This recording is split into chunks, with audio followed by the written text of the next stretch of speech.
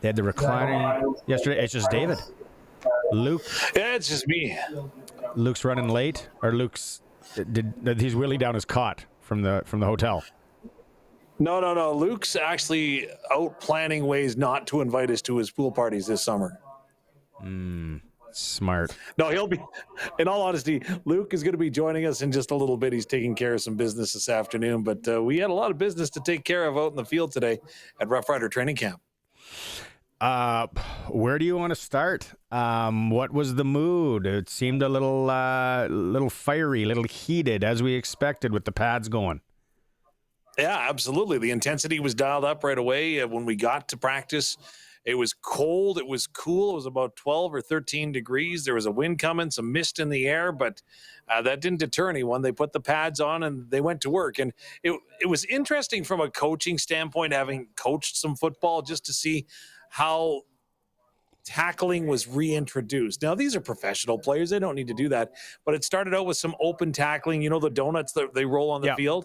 So they had those going, and they were getting guys going with that. And then that morphed into, okay, let's start and let's go into our position spots and let's make sure that everybody's warmed up so nobody's going to get hurt.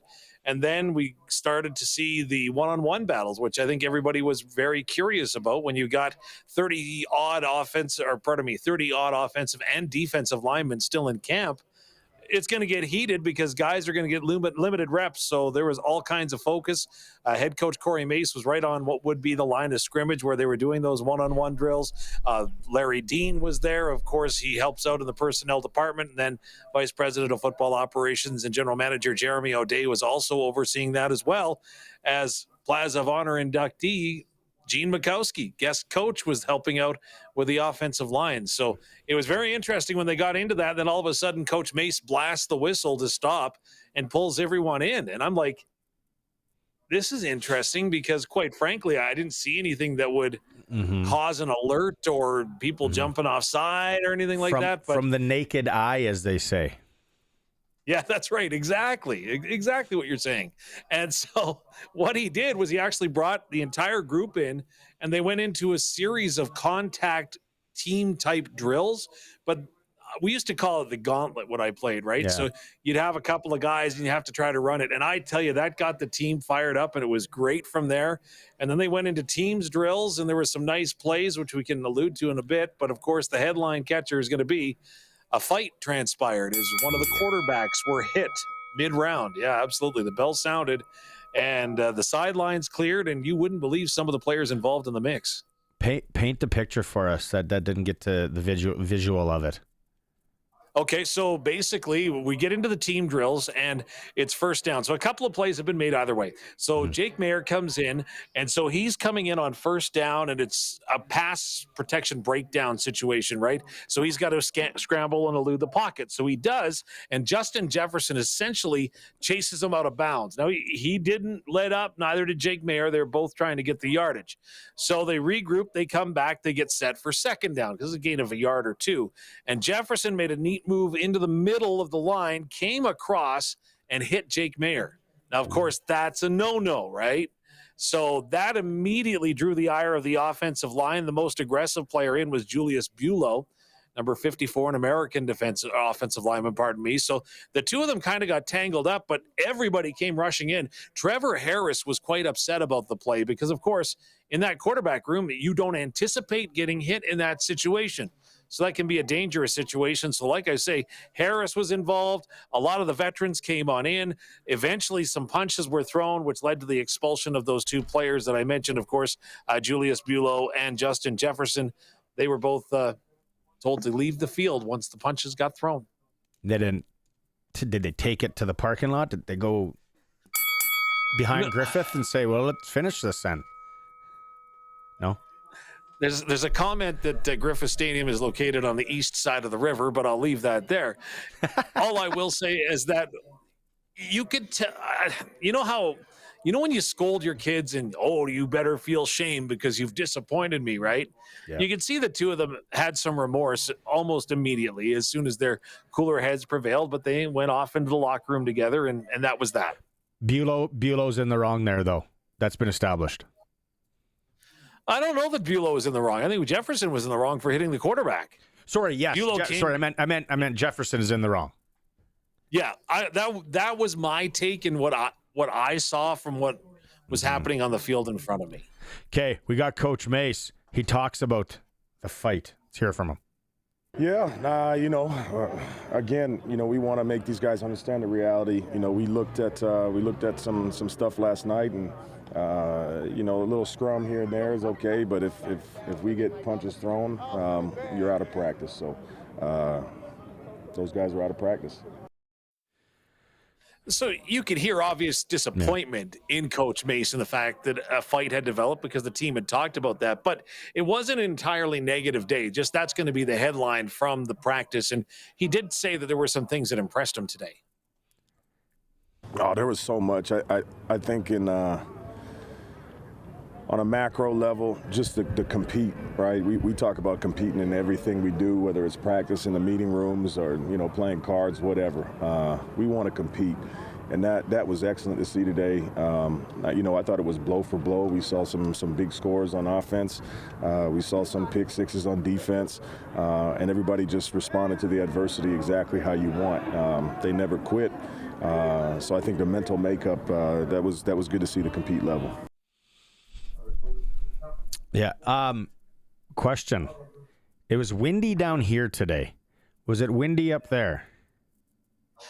It's been windy every day of main camp thus far. And of course, there's an open spot when it comes to the punting room, right?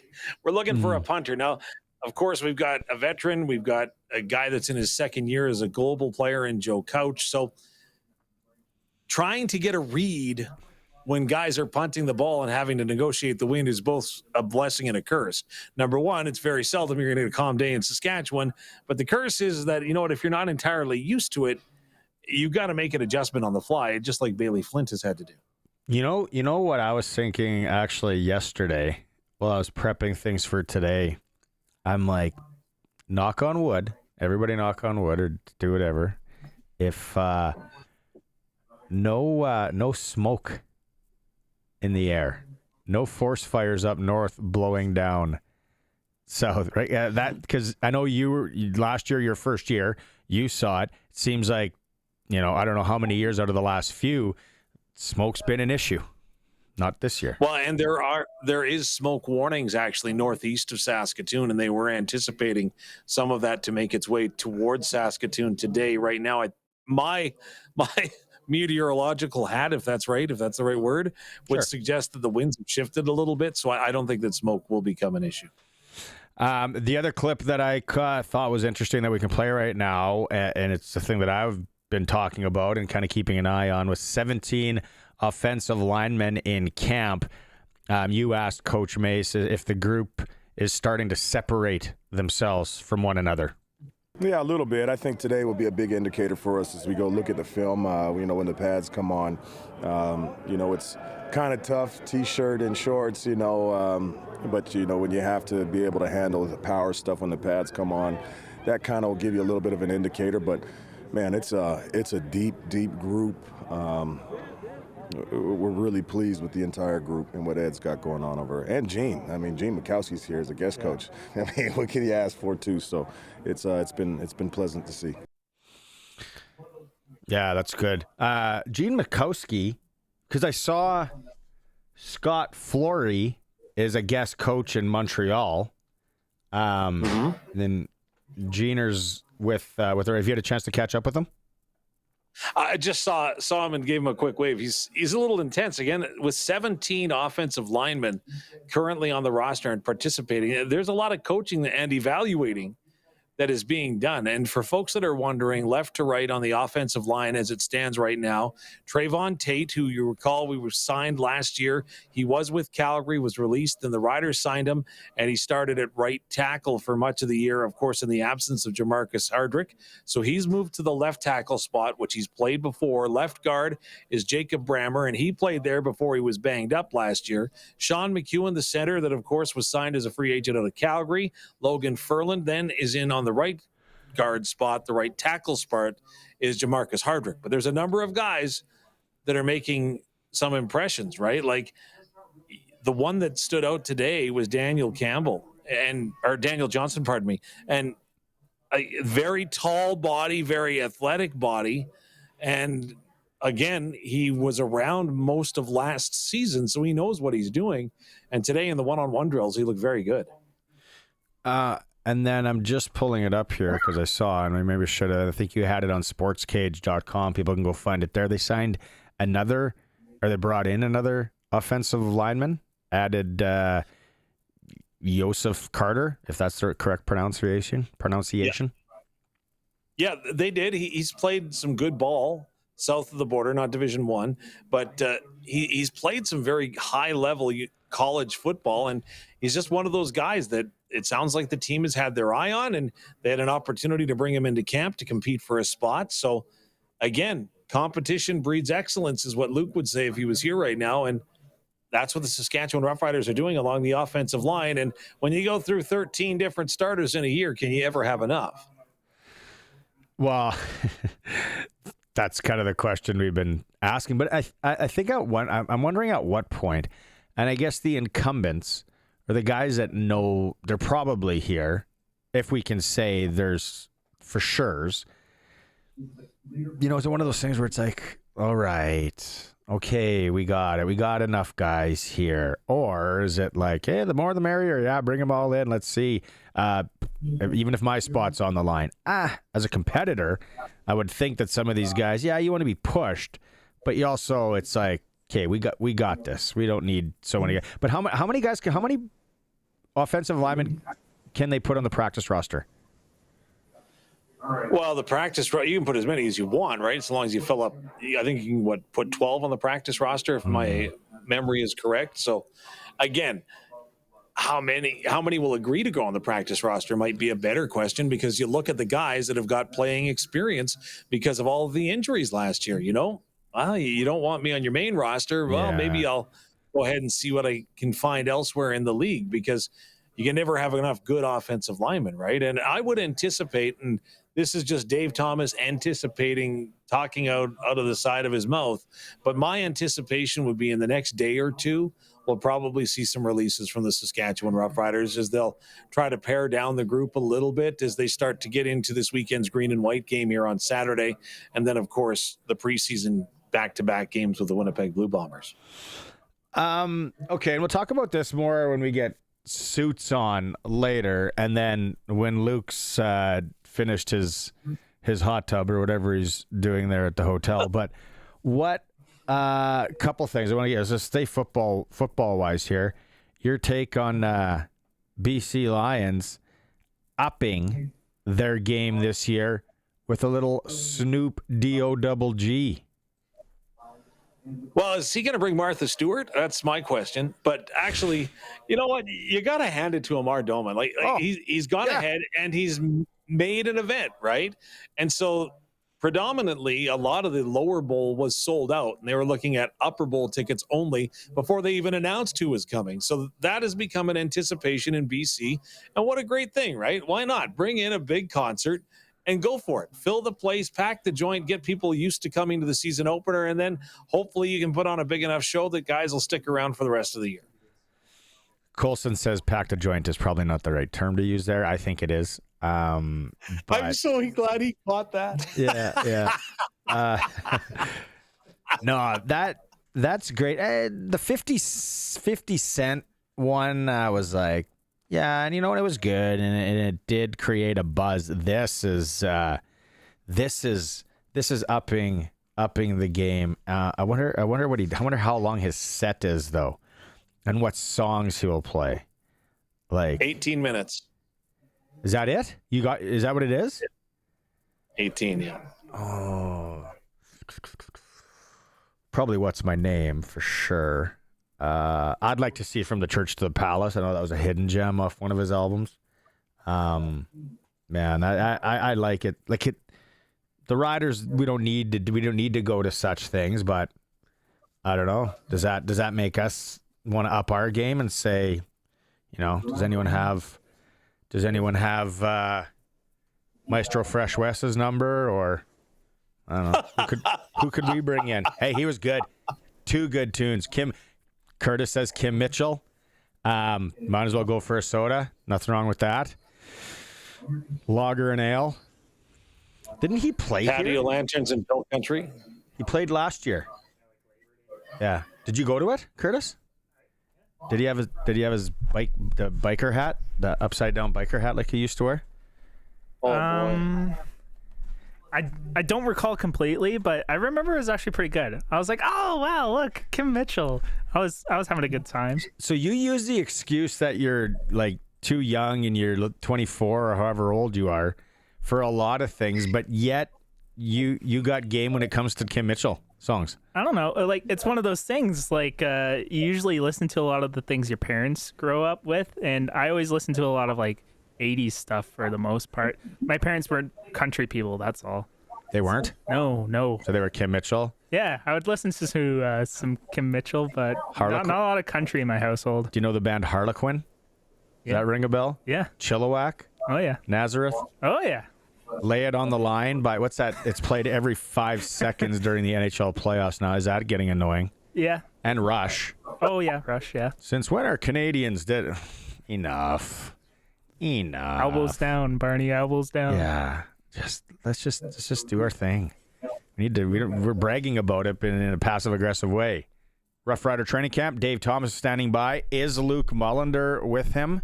Or Luke is still water sliding. Luke is not there with Dave. We're gonna if you didn't catch it in hour 1, Dave will recap again because it's all over social media. You had it, Dave. Little fisticuffs. Yeah, absolutely. It was the first padded practice of training camp, and it got a little heated, and it led to 2 players being sent off the field, and Justin Jefferson, defensive lineman, and then offensive lineman Julius Bulow, who threw some punches in the midst of a bit of a brouhaha, and they got penalized for it by being sent off the field. So the expectation was clearly laid out by the coaching staff. You know what? We understand it's going to get emotional. It's going to get heated. Scrums and skirmishes may happen, but you throw a punch, you're off the field, and those 2 threw some punches, and they were sent off the field. I like it. A little fire, right? But so when I saw on your Twitter that Coach May stopped practice, this wasn't the let's ramp up the intensity, get it going here, fellas. This was just more explaining what they were going to do, or am I wrong? No explanation for what was going to happen for sure. And also, Hey, let's have some fun, guys. It's time to have some fun. We got pads on. We're playing football. Let's go. And you can see the smiles across the field. Okay, so my over-under for Thursday is still in play on when Coach Mace stops practice and wants more intensity. Everyone went over. I was the only one that went under, but the way things are going, am I gambling when it comes to the NHL playoffs? I will be wrong. There's no doubt about that. I understand you had a chance to talk to Mike Rose, your little interview with him. How can you throw to this? What can you tell us about your chat with him today? Well, when you look at the defensive line, and again, today, Luke and I had a great conversation when we were when he was breaking down what was happening in front of me, because if I don't listen to Luke, I'm clearly not doing my job, because he can break down everything that's happening from stance to the way the players are moving to how a rep would be viewed by coaches and how it would be viewed by players. Long story short, it was all on the linemen today with the pads on and trying to make an impression, right? And with over 30 of them, when you combine the offensive and defensive linemen in camp, there's room and time now for players to make a statement. On the defensive side, Mike Rose, of course, he was let go by the Calgary Stampeders. Some thought that perhaps he was a bit of a scapegoat, for lack of a better term, but he had some options and some opportunities and decisions to make when it came to joining the Riders. And after the practice, I had an opportunity to find out exactly where his mindset is at. Mike, I've never quoted Kermit the Frog in an interview before, so congratulations, you're the first. He said it's not easy being green. After wearing red for so long, what's it like wearing green? Oh, it's beautiful, man. I didn't know I looked good in red. I've actually never played for a team that has not been red, white, or black. Wow, so wearing green is a welcome change? Yeah, man, I like it, man. I'm enjoying it. What's it like coming to a new organization after having spent so much time as, let's say, a rival of the Roughriders? I mean, I'm enjoying it. it's great. Get rid of some complacency, come out here, play some good ball, and play for the best coach in the business. What does Coach Mace bring to the table? Because you talk with a number of your teammates, they say when choosing to come to this program, Coach Mace was a big influence. I mean, if you just talk to the guy, it's about how he talks to people, and he treats you like a person. And, it's more about his ability to lead men, and a lot of coaches don't have that. How does he make you a better player? Same thing, he knows to talk to you. He knows how to talk to every guy in a way that brings out the best in him. Now, continuity was one of the big underlying themes this offseason in Saskatchewan. You're one of the new guys that come in. Has it been easy to fit in? Oh, yeah, man. These dudes are dinguses. I love them. Yeah, they're great guys. They're coming out here. They're working hard, and that's what I come to do. I'm here to make the team just like anybody else, and, I'm not coming in here trying to be anybody but myself. You got the pads on today. What does that bring to the table? Nothing new. If you can't play without pads on, you can't play with pads on. So, a lot of people like to say, like, ooh, pads are on. It's not like we're tackling each other out here. So at the end of the day, you're doing the same stuff. So what do you need to do to, A, absorb this new playbook as you come in, and B, make sure that you've put yourself out on film so that you've shown your best? I got to come out here and study the playbook, work hard, put myself in positions uncomfortable positions, so on game day, the stuff's easy. Now, also with your history in the CFL, does that mean that you've got a chip on your shoulder and something to prove? I have a chip on my shoulder every year, good, bad, or indifferent. I'm kind of like a sicko, I guess. I try to make stories in my head that nobody thinks I'm good and I'm trash, so I go out here and prove them wrong every time. And I've heard defensive linemen say that I have to play mean, and so they take on that similar idea that I got to be mad. Is that who you are when you're on the field? Oh, absolutely. Yeah, man, if you look at most D-line, we're always laughing and cheering. But on the field, you got to turn on that switch, and you just got to let loose sometimes. And it's a good thing. It's like a good release of endorphins. You're also viewed as a leader, having your experience in this league. What can you bring to this group that is very veteran savvy? I think I've been brought in here to bring just patience and timing of big plays, and going out here and bringing the few young guys we might have, or many, with us. Gotta love an interview, Dave, when you're doing it, and he calls himself a sicko. I can't remember the last time I've done one of those. You could feel how his intelligent answers came about, because you can understand that he was thinking and breaking down everything. And I think that is one of the strengths that he has, how analytical he is, and just speaking with some of the coaches and teammates that he has. And I think that when you insert him into the middle of that defensive line, that's game-changing stuff, right? And let's face it, the Riders last year had the top run defense in the entire league. Now they need to get to the quarterback so they can shut down the pass game too, right? Yeah. In hour one, you kind of went, I don't know if you went left to right on your radio dial or whatever it was for offensive linemen. How do you do that on the defensive side? Oh, boy, that's tough. Inside, you'd think you'd have Mike Rose, and then maybe you have Micah Johnson as the two guys there. Then on the outside, you got Malik Carney, who's pretty well penciled in. Haba Baldonado has been getting some reps there. Lake Corte Moore has been getting some reps on that other end spot. Also, you wonder if a guy like Aaron Patrick, again, he's got NFL experience. He's got a tall body. Like, he almost looks like Willie Jefferson.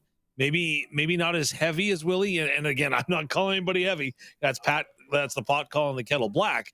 But what I am saying, when he comes to him, he's a very lengthy individual, so he can disrupt passing lanes, and he looks like he can use his arms and hands very well. So that's where I would go, and I think it's going to be a rotation on the defensive line for much of the year. Don't forget Shane Ray, by the way, too. Yeah. And again, we see it here on the Prairie Land Rentals text line, where people are always going to be critical, especially in Rider country. You hear it probably more than anyone, being the voice of the Saskatchewan Roughriders. It's hard for me, and I had lunch with some guys today, and we're talking. It's like, where are they weak? I'm like, and I'm trying to take my Homer hat off, working for the official, station of the Riders, and I'm not as close to you, right? You're there, you're watching. Luc played, Luc's watching. Even Maz, some will call him a jock sniffer, but he knows he's inside and out. He knows a lot. I'm trying to think of where there would be a weakness on this team or a hole. Couple holes. From the outside, there's a lot of people that are pointing to the receiving core. They're saying there isn't a big play receiver there. And, I don't see that personally. For example, you just did the clutch performer. Joe Robicelli today had 2 amazing catches for touchdowns from Trevor Harris. And again, right, he was delivering packages at this time last year. And the Riders called him up and gave him a shot. And he's made the most of the opportunity. And he made 2, like I say, outstanding catches. Dante Myers is healthy. He looks good. Keyshawn Johnson, we've seen what he's able to do. Again, that quarterback room the receiver room has got depth. And Sean Bain Jr., although he's been jogging around and has the cleats on, he's not participated in practice. So, again, he's got some work to do to get into the lineup. So, I don't know. Del Duncan Busby is a year older. To me, I see where this receiving core can grow and flourish. And it's football, any level, like CFL, NFL, and it's like, well, they don't have Eugene Lewis. We don't have a guy. Well, Eugene Lewis was kind of an unheard of, somewhat nobody at one point too. And then he went to a camp and he got to play, and then he's taken tops off. You listed some of the guys there. Casual outsider here. I'm thinking do we see a Joe coming back this year too? That is the other thing, which could happen. Wow. It's a long shot, I think, for a Joe. But who are the 2 names I didn't even mention? I can't believe the text line isn't blowing up right now. Because Dave Thomas did not say 2 names. Who didn't you say? Keenan Schaefer-Baker? Yeah. And our 1,000-yard receiver, Samuel Emelis. Emelis, yeah. I didn't say those 2 names. And again, you look at the other guys around them, they all go ahead and they can play complementary football with one another. Rick on the text line wants to know what the steak sandwich is like at the red zone. Ask Dave what the steak sandwich is like. Medium rare. Mushrooms and onions, beautiful. Oh, here we go again. Why do I walk myself down this path as it gets close to Western Pizza time? 4:44. Del Duncan Busby interviewed him. Was it last week? A couple weeks ago. Great kid. Expects a lot. Robicelli, and I'm my guy to watch this year.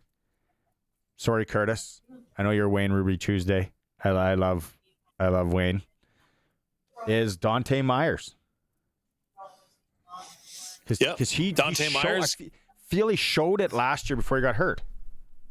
Yeah, absolutely. And also there's a receiver by the name of Dre McCray, number 33. He had an outstanding rookie camp, and he's been doing terrific. Running routes and also blocking, right? That's one of the things that I think is going to set guys apart. Like Tommy Neal, for example, has a couple of years experience with the Toronto Argonauts, signs with the Roughriders, right? He's a Canadian, a national receiver that can plug into the lineup, and he's made some great catches when he's been given the opportunity. He's still learning the playbook, though, so he doesn't have the advantage of the other names that I've given thus far. But again, he's starting to pick it up, and there are a lot of options at receiver for the Roughriders. We're getting chirped on the text line now, which is okay. I like it. From Dion, from Regina. By listening to you guys talk about how loaded the Riders are, why play the season? Just award the Riders the Grey Cup. I agree, Dion, but some teams, they got flights booked, they got hotels, tickets and stuff like that. I agree with you, though. I could skip right to November. I'm with you, Dion, in the fact that, we can't get ahead of ourselves. This is day number 3 of main training camp, and we're awarding the Grey Cup, right? There's a lot of things that are going to have to fall into place. And right now, if the discussion is personnel, I believe that the personnel group assembled is good enough to get the job done and to take a step forward. But there's a lot of steps that have to happen in order for a Grey Cup or whatever the case may be. I don't disagree with you that it's premature to award the Grey Cup, although Luc did February 7th, Curtis? February 7th, I think it was. But again, Yes. I'm just saying Yes. that there should be a lot of optimism in Rider Nation. Glen Suitor's even texting. He's fired. He wants to get after it. He's on after 5. I bet you if we sent Luc Suits the link right now, he'd hop in. Probably sitting on his patio having a lemonade out there in Vancouver. All right, hour 3. Do you should we send a wellness check to his room for Luc, or what should we be doing? Is he okay? No. I'm quite confident that the stakes are coming here at the 5 o'clock news break. So that gives me every point of optimism that Luc will be here. Yeah.